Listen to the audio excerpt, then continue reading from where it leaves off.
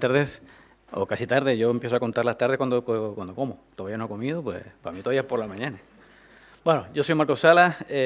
Lo primero también es agradecer a los organizadores de las jornadas por pensar en mí para esta parte de la charla. Y como no podía ser de otra manera, mi charla está muy relacionada con la que Jairo acaba de comentar ahora. Les juro que no nos hemos puesto de acuerdo en nada, así que han salido así y así se las vamos a soltar. Cuando me comentaron el título de la charla, detección temprana, el origen de las invasiones, el grado de implantación, pensé, a mí lo que me están diciendo es que les explique cómo se produce un proceso de invasión, porque me están diciendo cada uno de los momentos. Sobre el segundo punto, el origen de las invasiones, Jairo ya ha hablado bastante, así que intentaré ser lo más rápido posible. Pero lo importante es que entendamos que... a ver, ¿funciona? ¿No funciona? Vale, gracias. Lo importante es que entendamos que, como casi todo, las cosas no son tan simples como puedan parecer. Y los procesos de invasión son muy distintos. No existe un solo tipo de proceso de invasión. Hasta ahora podemos hablar de procesos clásicos, como el que tenemos ahora ahí en la imagen, en el cual se produce un primer momento de introducción de una especie no nativa en un lugar que no es suyo propio. Allí se produce la introducción, es necesaria una naturalización de esa especie, se acostumbra a vivir en las condiciones ambientales del nuevo lugar donde vive. De alguna manera se produce una facilitación, pues cambia el clima o el hombre interviene, y eso hace que esa especie que de momento estaba ahí paradita y estaba simplemente naturalizada, pues empiece a aumentar en el número de individuos y llegue a una real invasión. Efectivamente, yo también, como Jairo, pienso que las especies son invasoras cuando producen daño. No es una cuestión de tamaño de la población. Ahora bien, cuando los tamaños de población son enormes, ya el problema está dado, porque por simple ocupación del espacio ya está impidiendo que se regenere o que el resto de especies progresen. Pero hay unos niveles intermedios en que las poblaciones no son muy grandes y no todo lo introducido pues merece ser calificado como invasor. Necesitamos un efecto, un daño que produzca ese efecto, ese elemento invasor. Bueno, esto que tienen ustedes ahí en la pantalla pues sería un proceso clásico. Y casi todos los mecanismos y herramientas que se están implementando actualmente contra una invasión sigue este modelo. Pero aquí en las islas, y creo que también ocurrirá en otros muchos lugares, no es el único modelo, no es el único sistema en que se puede producir un proceso de invasión. Al menos hay otro. Este segundo proceso, que yo le he puesto proceso alternativo porque no me da la gana de inventarme un nombre, ya se lo pondrá alguien en alguna publicación, se da en los siguientes casos. No hay una introducción, naturalización y aumento del número de individuos, sino que hay una introducción, eso sí, hay que traer la especie de alguna manera, y esa especie se cultiva. Es decir, o bien si es un animal en cautividad, o bien en el campo o en un jardín, y se produce una especie de tiempo en que esa especie se va cultivando, no se ha producido la naturalización todavía, y de repente pues tenemos una cantidad de ejemplares de esa misma especie pues enorme. Y es ahí cuando empiezan a producirse saltos, naturalizaciones, que no tiene que ser una cuestión lineal, sino una cuestión mucho más, digamos, variada. Pueden pasar dos cosas. Una, la que he puesto ahí con el número 1, es que la especie salte pues, de un jardín hacia el medio natural, de un cultivo hacia el medio natural, o dos, que la planta, en este caso, se vea abandonada, un campo de cultivo abandonado, un jardín abandonado, y entonces lo que ocurre es que yo estoy allí, yo soy la planta invasora, estoy allí planta, y me vienen todas las especies nativas a recuperar su territorio. Yo lo que hago es resistir.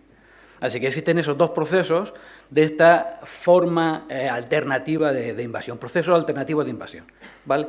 Bien, yo creo que lo van a entender mejor, si se lo explico, poniendo un símil. No sé si ustedes recordarán lo que eran los procesos de vida de los bacteriófagos. Arañen un poquito a la cabeza, recuerden lo que dieron ustedes en segundo de bachillerato, o en COU, en algunos. Bien, y se lo explicaré a ver si lo podemos entender rápidamente. Los procesos clásicos de invasión vienen a ser aquello que sería un ciclo lítico de un fago. Los ciclos líticos era cuando uno de esos virus se infectaba una bacteria, le colocaba su ADN Y esa bacteria y automáticamente empezaba a pues, transcribir ese ADN, empezaba a fabricar las proteínas del virus, fabricaba nuevos virus y la proteína, pues la bacteria pues, se moría. Eso es un ciclo que se conoce como ciclo lítico y que se corresponde bastante bien, ahí lo ven ustedes, hay un periodo de eclipse, hay un periodo de explosión, se corresponde bastante bien con aquel esquemita que tiene ahí en la esquinita, con lo que se viene dando como un proceso de invasión clásico. Más o menos tiene las mismas fases, los mismos momentos de la plantita o el animal llega a un territorio, se naturaliza, empieza a proliferar en cuanto a su población y finalmente pues o bien se carga todas las bacterias que tenían en el medio o bien pues ya no hay más medio que invadir, pues ya se estabiliza. Pero ese repito que es un proceso. El nuevo, digamos el proceso alternativo, se correspondería a un proceso que se llama un ciclo lisogénico. Los ciclos lisogénicos se producen de la siguiente manera. El bacteriófago infecta a la bacteria, esta bacteria integra el ADN del bacteriófago en su ADN, pero no se producen las siguientes fases. No empieza a producir proteína y ADN, a producir nuevos virus, sino que el ADN vírico queda latente, una especie de profago o provirus, y esa bacteria empieza a dividirse 1, 2, 3, 20, 4 millones de veces, y algunas de esas bacterias pues podrán en algún día empezar a producir, digamos, un ciclo lítico normal o no lo harán. Si no lo hacen nunca, pues si el profago no actúa, la población se mantiene pues a cero, la que se produjo. Este podría ser el caso de todas las plantas que tenemos y animales que tenemos en cautividad o en jardines o en parques, que están ahí viviendo, nosotros las mantenemos y cada vez hay más y cada vez hay más de algunas especies y no les pasa nada, no llegan nunca a introducirse dentro del medio. Pero puede de repente que alguna de esas bacterias empiece a digamos, fabricar todo el ciclo lítico y sí que dé situaciones de invasión. Esas situaciones pueden darse en muchos sitios distintos en diferentes momentos. Imagínense ustedes el caso de Washingtonia robusta, la conoce, ¿no? La palmera de abanico.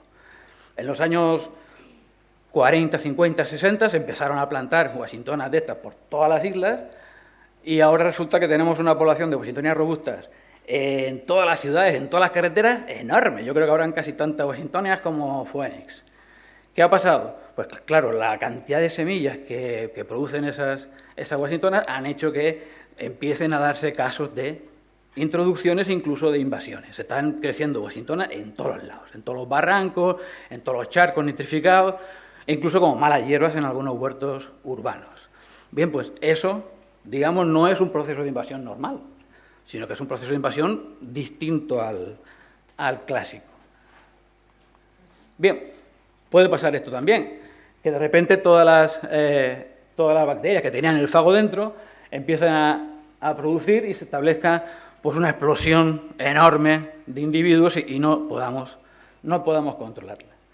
Bien, diferencias básicas entre estos dos procesos de invasión. El primero, lo clásico, la detección temprana. Recuerden ustedes que la detección temprana consiste en detectar lo más pronto posible que se está produciendo una introducción, antes de incluso de que sea invasora, una introducción y gente que se dedica a erradicar esa pequeña mínima población para que no se produzca, para que no se siga produciendo todo el ciclo invasor.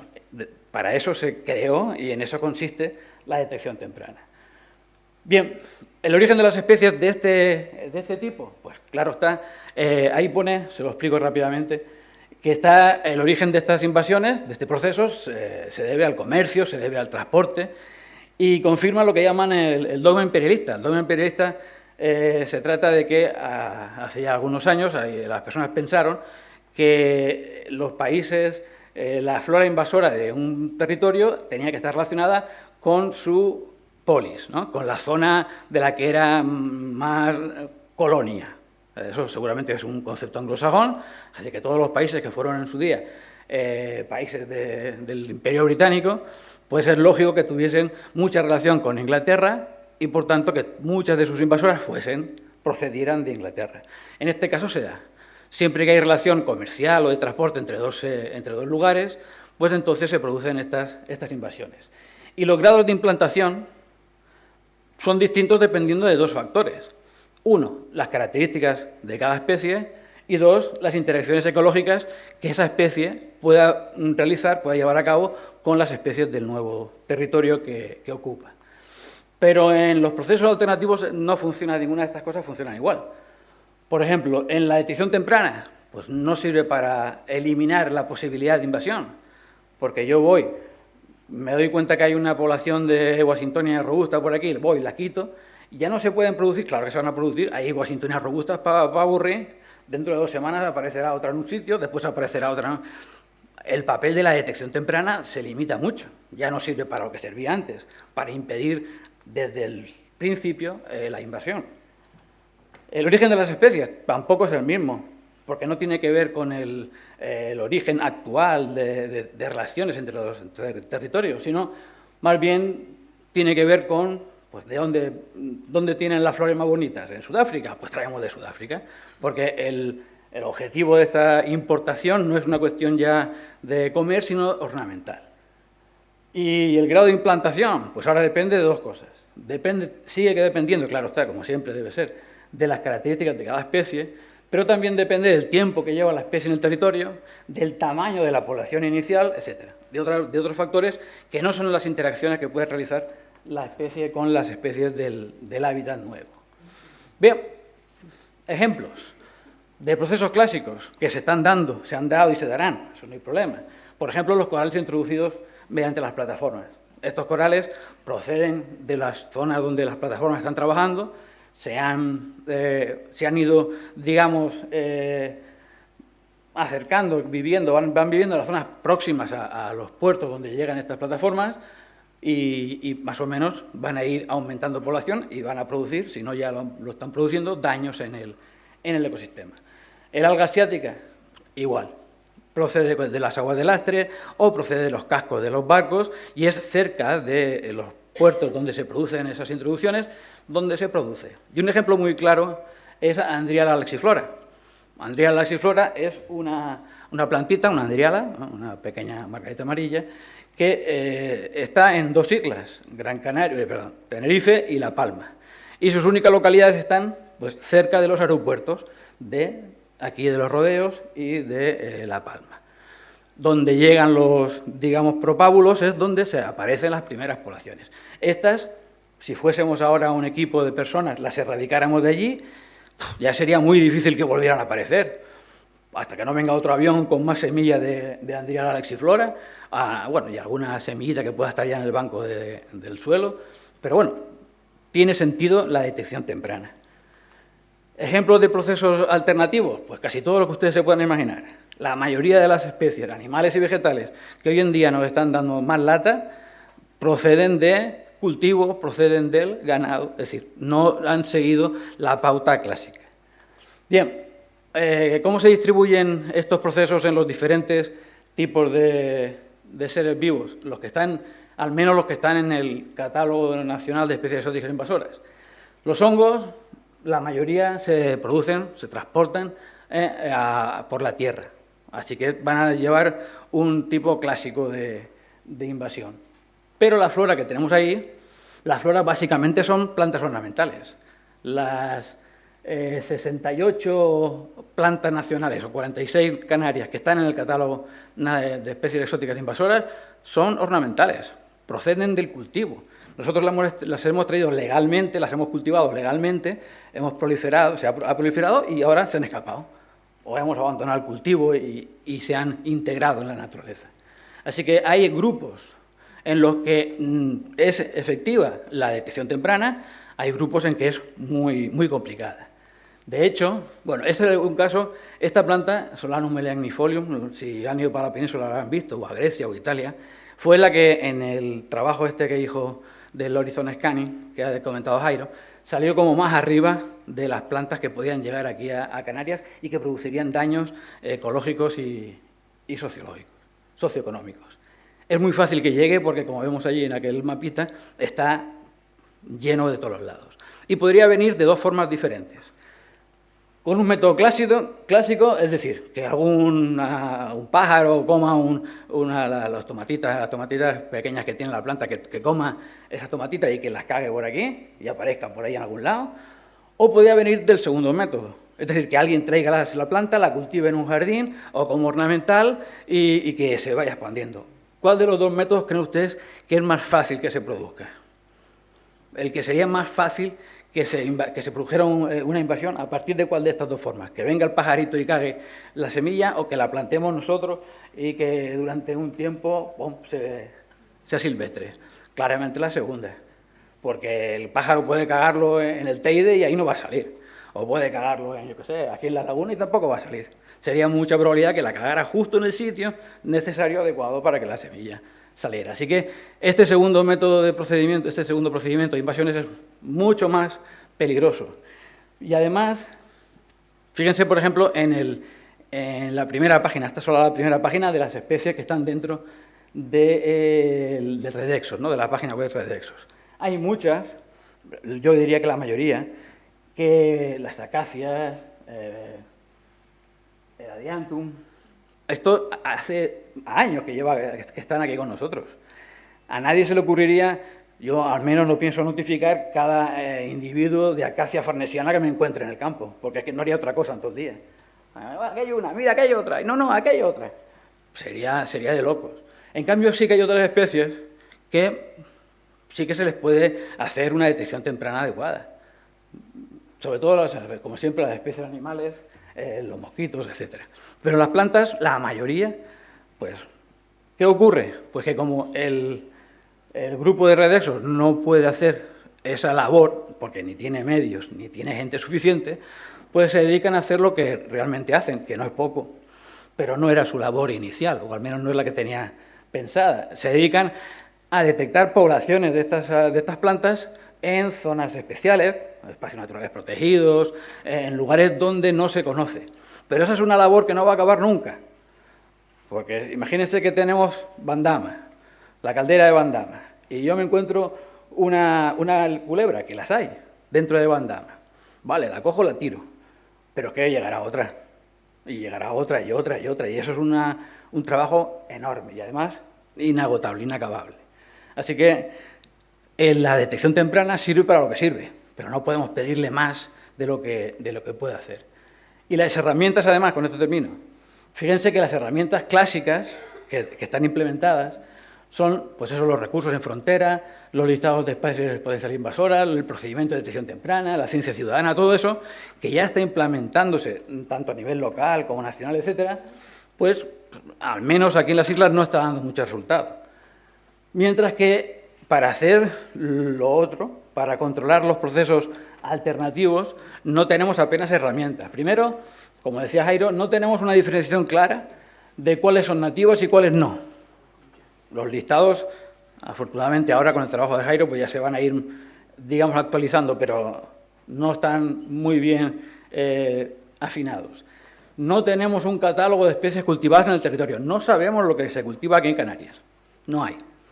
Para el scanning de horizonte que hicimos, el primer problema era que la mitad de las plantas que aparecían en el listado inicial ya estaban cultivadas en Canarias. No hacía falta que meterlas en ningún listado porque ya estaban aquí. No hay un catálogo, un biota, pero un biota de especies cultivadas. Los mecanismos de erradicación de las especies de este grupo pues no tienen nada que ver con las del otro.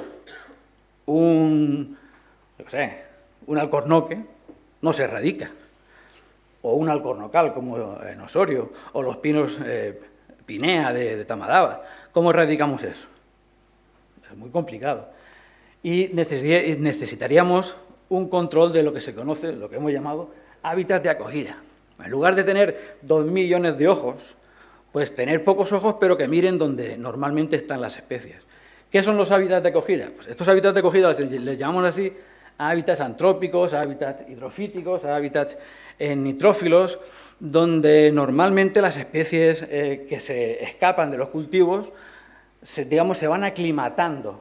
Es el primer sitio donde aparecen.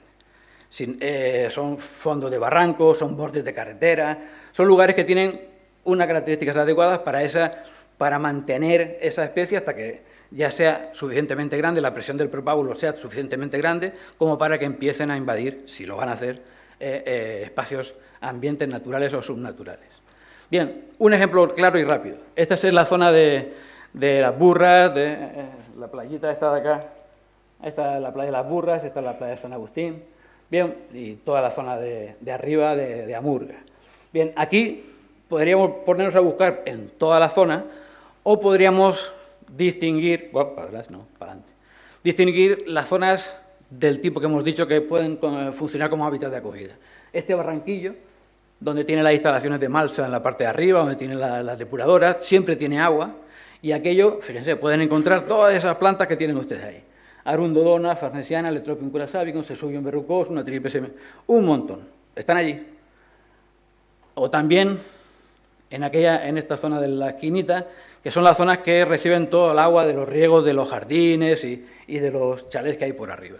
Estas son las zonas de acogida. Si miramos aquí, pues lo haremos todo mucho más rápido.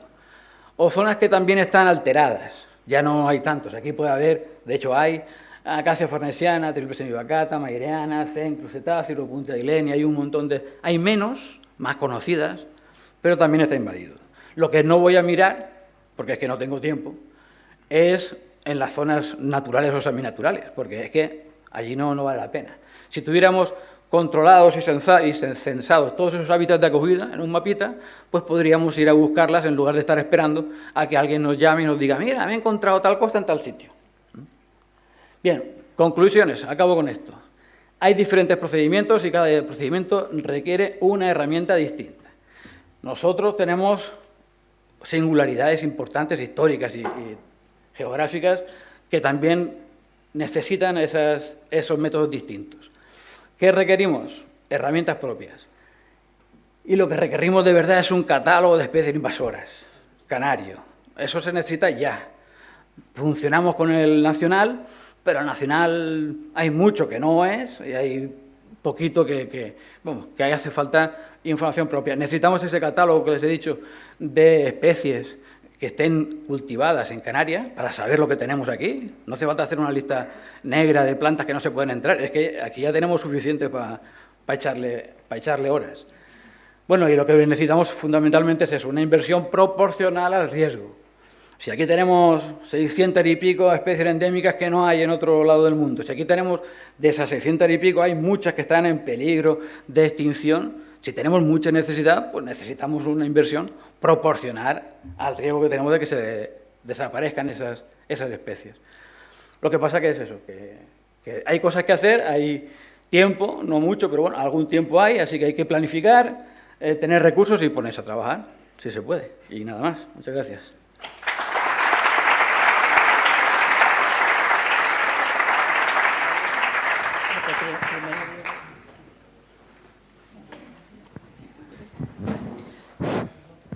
Muchas gracias, Marcos, por esta interesantísima presentación. Me ha gustado mucho la distinción entre introducción y tiempo para invasión, que es verdad que muchas de las invasoras ya realmente las tenemos aquí.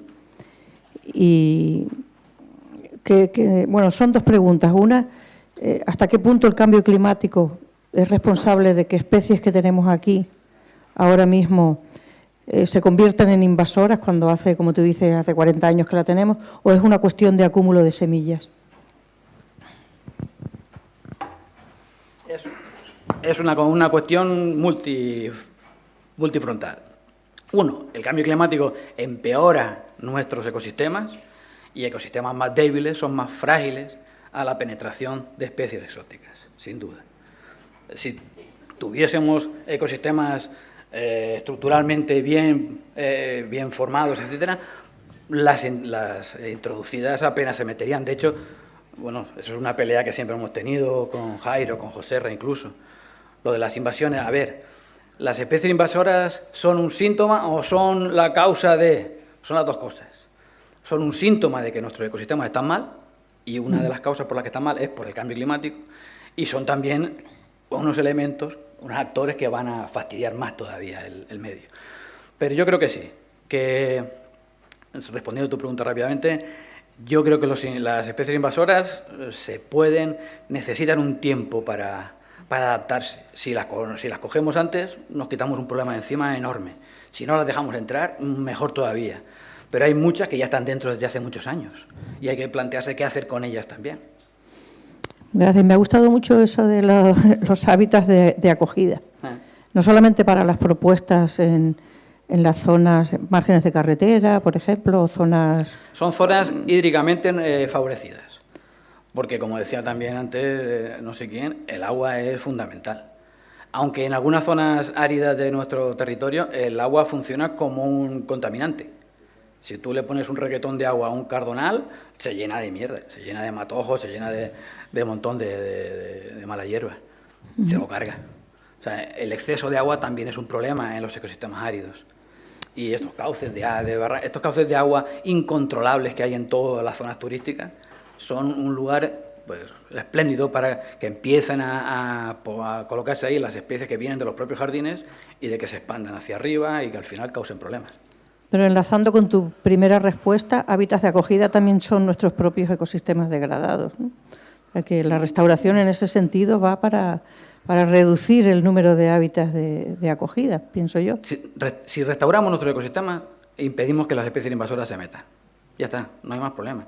Pero hábitats de acogida son esos hábitats que acogen las especies nuevas están a gusto allí porque tienen agua, porque tienen nitrógeno, porque se parecen a sus hábitats originales, aquellos neotrópicos que hemos dicho antes, y allí pueden naturalizarse, pueden progresar poblacionalmente, incluso alcanzar lugares que, porque a lo mejor el Penicetum a veces nos lo vemos en la zona abajo del Cardonal o del Taller Dulce, lo vemos en el borde de la carretera, lo vemos en el cauce, pero por ese cauce puede tirar para arriba y de repente te lo puedes encontrar en un termófil.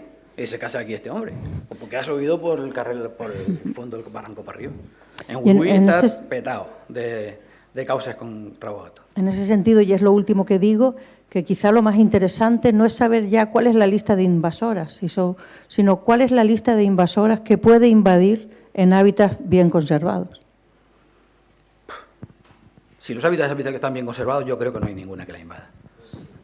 Yo creo que las invasoras invaden donde el hábitat... Es como un hongo que ataca un árbol. Si el árbol está sano, ahí el hongo no se mete. Si el árbol está seco porque no le pongan poca agua, le han dado un hachazo o lo que sea, ¡pam!, por ahí se mete. Yo creo que si el hábitat está bien conservado, lo que pasa es que nuestros hábitats no están bien conservados, ninguno, creo yo. Piensa, por ejemplo, Tradescantia. Y Tradescantia está en el Monte Verde, pero ese Monte Verde es prístino. Bueno, aquí está en los tiles, el Barranco Oscuro, bueno, aquí digo, en Gran Canaria, en la zona emblemática del Monte Verde, el Barranco Oscuro está petado de Tradescantia. Pues porque aquello realmente no es un Monte Verde prístino. Aquello era un cultivo pues que porque tiene buen sistema, pues se ha regenerado muy rápido. Pero hace 50 años era un campo cultivo. Que para buscar ecosistemas que no estén tocados aquí en Canarias habría que buscar mucho, mucho, mucho, ¿eh? No es tan fácil. Gracias. Bueno, siguiendo un poco la línea de Chiqui, mi pregunta es, yo creo que las listas negras no se han mostrado útiles porque realmente al final esta especie le prohibimos la entrada, pero esta prima hermana pues la dejamos entrar. Parece que los estudios que ustedes están haciendo resultan muy interesantes para determinar qué cosas hace que sea más fácil o menos fácil que esa especie acabe saltando al medio natural. ¿No sería más factible, digamos, y más práctico para la gestión de nuestros recursos que son limitados, que realmente haya como una especie como de aplicación que me permita predecir qué puede saltar y qué no? Quizá que más que una lista, digamos, pues digamos un método que me permite, de hecho, ir variando a la climatología porque está cambiando nuestro tiempo y, por lo tanto, nuevas invasiones van a llegar. Están llegando todos los días especies nuevas. O sea, a lo mejor sería más práctico, pues eso, buscar características, factores o lugares en los cuales yo pueda investigar y que todas las administraciones, de hecho, estén coordinadas, porque agricultura no está nada combinado con la parte de medio ambiente y ahora hay una línea muy bonita de trabajo de agricultura sintrópica que estamos metiendo un montón de especies, dándoles un entorno óptimo que puedan acabar saltando al medio natural, ¿no? Sí. De todas maneras, lo de saltar siempre es un riesgo. O sea, a nosotros Jairo le dice, no, las plantas de las familias compuestas opoáceas que tengan la hoja así y tal, pues esas son más probables que se lleguen a convertir en invasoras. Y eso es la verdad. Pero después te viene un pinea que no se acuerda de nadie, y resulta que es invasora. Que siempre va a tener una posibilidad de que le cambie. Por eso, cero. No entren nada, no metan nada. Por ejemplo, en agricultura ecológica, el gobierno puso el que estaban recomendando como coberturas para las calles de los cítricos, gramínea. Y estábamos viendo que las oáceas eran de las que teníamos más peligro de que saltasen a la natural. Entonces, a lo mejor aquí en Canarias se debería recomendar otro tipo de especies. Aquí no, pero en el Levante español para a los agricultores meter trebolinas. Las trebolinas, porque acolchan el suelo, evitan la evapotranspiración, y tú ves todos los campos de naranjeros llenos de trebolinas, porque las plantas la gente.